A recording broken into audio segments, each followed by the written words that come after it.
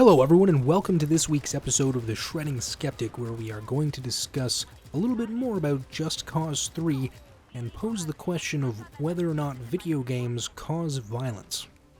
I figured that Just Cause 3 would make a good analog for this topic because its cartoonish and extremely over-the-top violence would pose the perfect condition to test our hypothesis. So pack as many parachutes and remote explosive charges as you can carry while we dive right into this topic.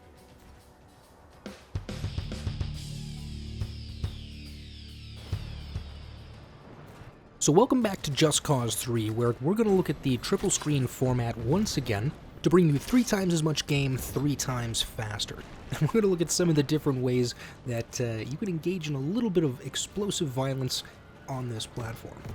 One of the things I've always loved so much about the Just Cause series is the juxtaposition of this beautiful island landscape with just complete destruction. That's really all the purpose of the game is, and it really doesn't take itself too seriously. Now for today's topic, I think it's important that we narrow down exactly what it is that we are asking. When it comes to the question of whether or not video games cause violence or aggression, it is important to make a distinction between the two. Do video games cause aggression? Well, maybe, but we'll talk about that a little bit later on in the video. But do video games actually translate into real-world violence? This is a question that seems to come up a lot in the media from time to time whenever a game is released that is of particular, popularity and over-the-top levels of potential violence. And in my opinion, the amount of moral outrage seems to be largely tied to the particular group that's being targeted. The question is also very broad, so it would call for a more broad level of analysis. The revenue from video game sales has been skyrocketing in the last few decades, whereas it seems that violent crime has been on the decline. Now what this data suggests to me is it would be very difficult to build a case around the notion that as video game sales go up and more people are exposed to them, there is a subsequent linear rise in violent crime as a direct result. I believe that proving a direct result would be next to impossible, as that chart just showed you that there isn't even really a correlation. In fact, it seems to go in the exact opposite direction. Now, what does this say about video games and aggression? Well, frankly, it doesn't really say anything at all, because aggression is a completely different principle, and it's measured in a number of different ways depending on the kind of aggression that you're really trying to measure and in what kind of a population.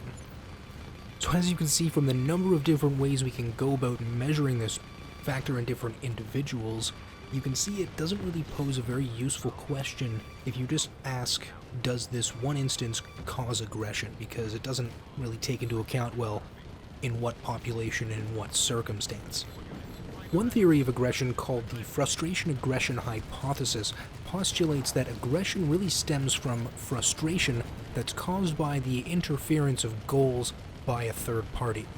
So if you have a specific goal and someone or something interferes with that goal, it leads to frustration, which I'm sure most people would agree with, but then it goes on to say that that frustration often leads to aggression.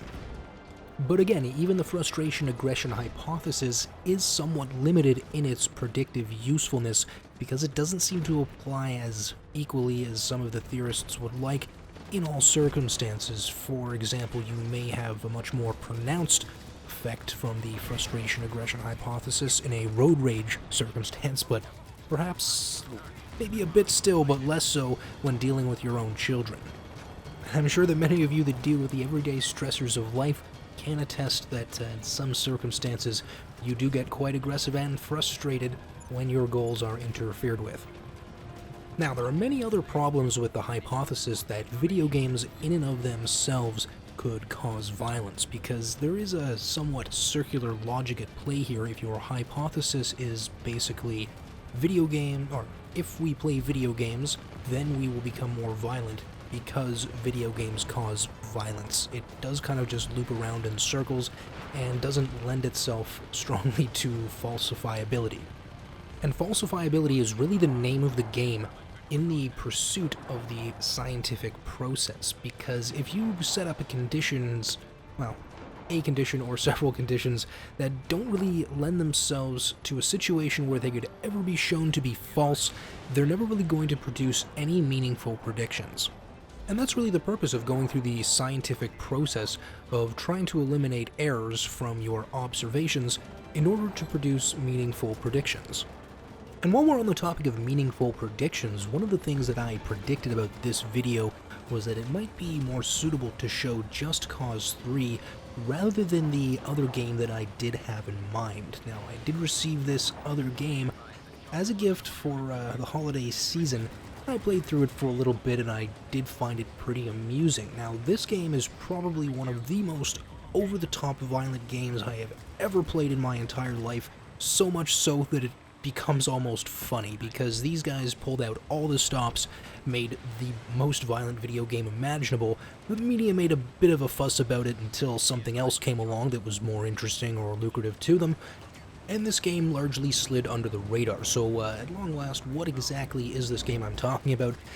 Yeah, this is the game called Hatred. So this game is basically you playing as a psychopathic killer going on a murderous rampage, and I really had a bit of a moral quandary about whether or not I should actually put footage of this game on my YouTube channel, because really I'm trying to appeal to a wider audience, and honestly, I wouldn't really want anyone in my audience to maybe be watching one of my videos with their kids and then have something like this come on. It's something I try to be conscientious about, and that's why I try to keep the swearing to the minimum and such.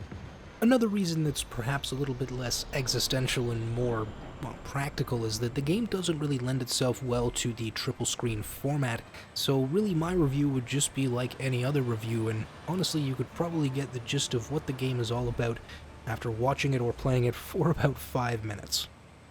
If, however, this is a game that you would like to see some footage from because you don't really want to buy it yourself, definitely leave a comment below and I might put up a video and maybe just put a content advisory of some sort at the beginning. But if not, I'm totally fine with just moving on to some other games and some other topics as we continue our exploration of games and psychology.